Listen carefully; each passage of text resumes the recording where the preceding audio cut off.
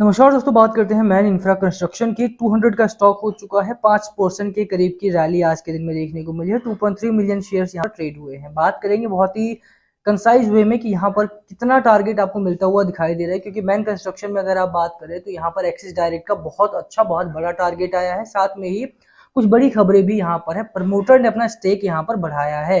एक बड़ी खबर और है डिविडेंड को लेकर के। अच्छी खबरें यहाँ पर लगातार लाइन से आ रही है। लगातार स्टॉक में स्मॉल गिरावट, यहाँ करेक्शन देखने को मिला था, बट वहां से अच्छी रिकवरी हुई है। बात करेंगे पूरी डिटेल में, कितना टारगेट है, क्या डिविडेंड है और कितना टाइम आपको यहाँ पर रुकना पड़ेगा इस स्टॉक को पूरी तरह से अच्छा खासा फायदा उठाने के लिए। चलिए स्टार्ट करते इस वीडियो को। बट उससे पहले अगर आप चैनल पर नए हो तो प्लीज चैनल को सब्सक्राइब कर दो, हिट दैट बेल आइकन, ताकि आपको नोटिफिकेशन मिल सके। चलिए स्टार्ट करते हैं। फर्स्ट ऑफ ऑल एक डिस्क्लोजर, मैंने इस स्टॉक में पैसा लगा रखा है, मेरे पोर्टफोलियो में है ये स्टॉक, तो उस हिसाब से आप ये वीडियो देखना। आपको बायर्ड लगे तो वो बायर्ड नहीं है। हालांकि मैं सारी बातें पॉइंट टू पॉइंट करूंगा, पॉजिटिव और नेगेटिव दोनों की ही, लेकिन फिर भी ये मेरा बताने का फर्ज है कि मैंने बाय कर रखा है, तो आप उसको थोड़ा सा उसी नजरिए से देखना। अब बात करते हैं कि खबर की। आज बड़ी खबर आई है। बड़ी खबर ये है कि स्टॉक में अगर आप देखेंगे, प्रमोटर ने एडिशनल शेयर्स एक्वायर किए हैं, यानी कि प्रमोटर्स ने अपने शेयर होल्डिंग को बढ़ाया है। इसका अच्छा खासा असर यहाँ पर देखने को मिला। स्मॉल कैप कंपनी है, लगातार अगर आप देखेंगे तो बड़े शेयर होल्डर के पोर्टफोलियो में देखने को मिलती है, और उसी का असर है कि यहाँ पर लगातार स्टॉक ने, अगर आप देखेंगे, 5 सालों में 1300% के करीब का रिटर्न आपको यहाँ पर दिया है। और अभी भी स्टॉक अगर आप बाय कर रहे हैं या फिर आप बाय करना चाहते हैं या पोर्टफोलियो में या वॉच लिस्ट में है, तो आप इसे लगातार देख रहे होंगे कि स्टॉक आपका हाईली बुलिश जोन में ट्रेड कर रहा है।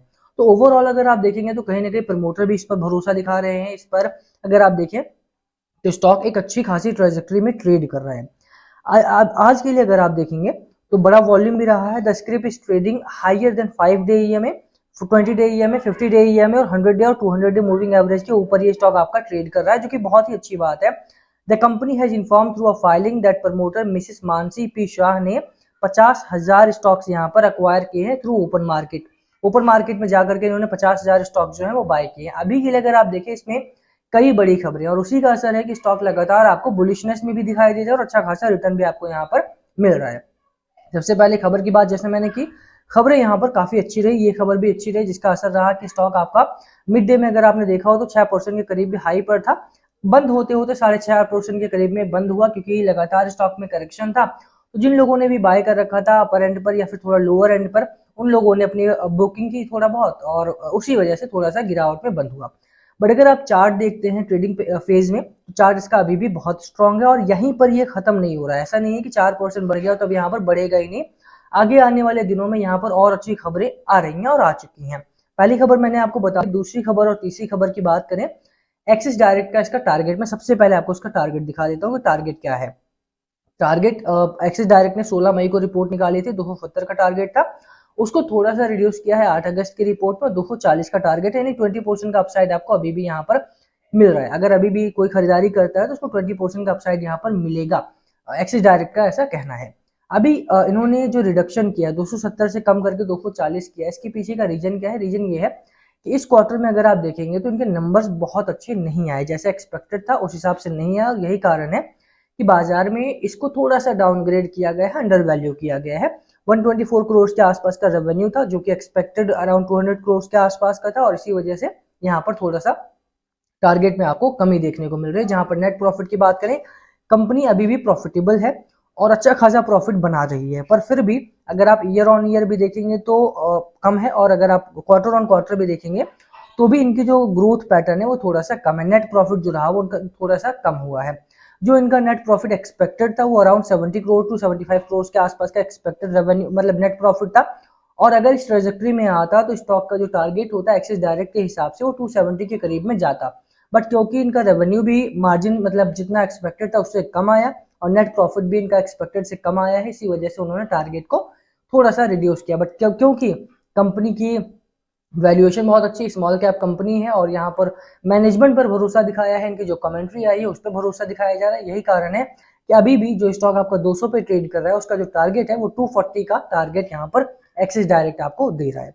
ये 2 से 3 बड़ी खबरें रही हैं, और जो मैं आपको दिखाना चाह रहा हूँ ये कि अभी भी अगर आप देखेंगे, जैसे रिटेल इन्वेस्टर क्या करता है कि उसने बाय किया, स्टॉक आपका हल्का सा नीचे गया तो वो निकलने के बारे में सोचेगा, और जैसे ही उसको उसका प्राइस मिला वो निकल जाएगा।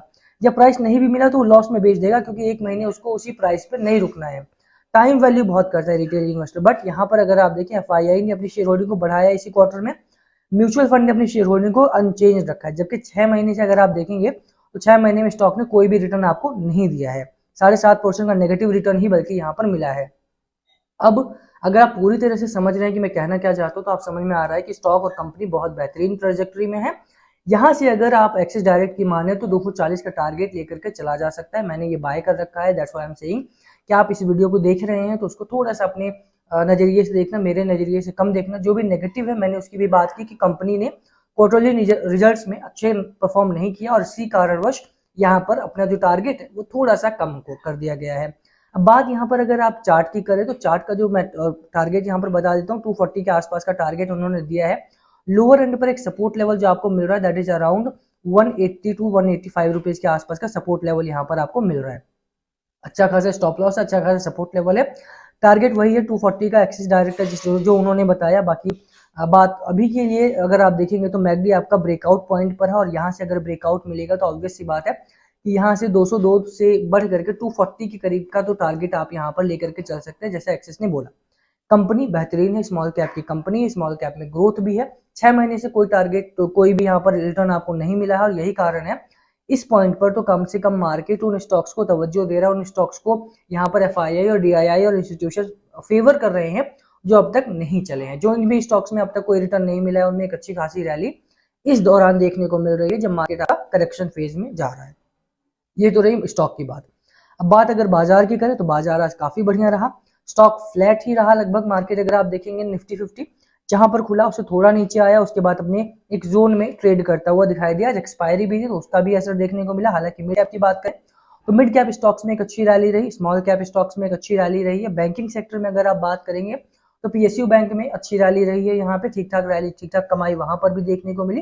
तो ओवरऑल मार्केट अभी भी बुलिश पैटर्न में ही काम कर रहा है। तो ऐसे में जो भी स्टॉक्स आप सिलेक्ट करते हैं वो क्वार्टरली रिजल्ट के बेसिस पे भी करना, कंपनी के मैनेजमेंट के बेसिस पे भी करना और उसका आने वाला जो 3 महीने 6 महीने साल भर किस तरह से जाने वाले हैं उनकी जो कमेंट्री है उसके बेसिस पर भाई आप निवेश करने का डिसीजन लेंगे तो ज्यादा बेहतर रहेगा।